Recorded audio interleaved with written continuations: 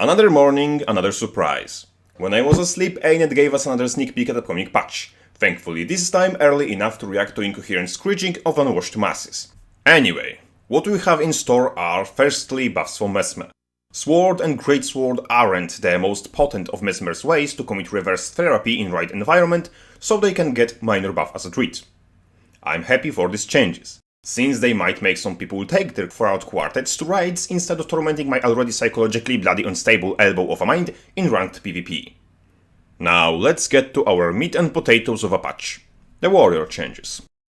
Current version of Quickness banner build is as simple and enjoyable to operate as head of goats armed with tactical explosive ordnance. ANET proposed new solution. Now, banners will do more, faster and will have shorter duration and cooldown. This is, objectively speaking, an improvement. Banner of Defense gives barrier and aegis on drop and pulses regen. Regen from banners made warriors self-sustain feel better, and with option to share it with allies, it was a blessing in fractals. Depending on strength of barrier, this banner might find its use in PvP as well.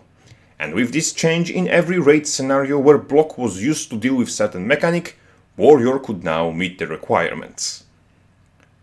Banner of Tactics on drop applies super speed, stability and in PvE, quickness, after which pulses resistance. This will find some uses no matter what. There are many mechanics in raids that try to pull, fear or push you into certain death, so stability is considerably broken in PvE.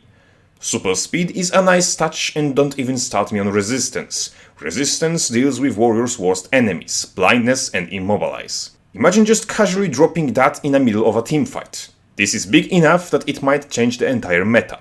Banner of Discipline deals damage, causes bleeding and cripple, after which pulses fury. Words don't specify that, but I can assume that damage will be an AoE. Furthermore, Banner of Strength deals damage and dazes, pulsing might on top of that. Warrior lacked both AoE and ranged options. Adding damaging AoEs to Warrior's arsenal through banners is incredibly impactful for the class. That basically means three things. 1. There exists a compensation for going Quickness banner builds that makes your DPS suck less. 2. You gain access to on-demand AoE interrupt for PvP and World Viewer purposes. And 3.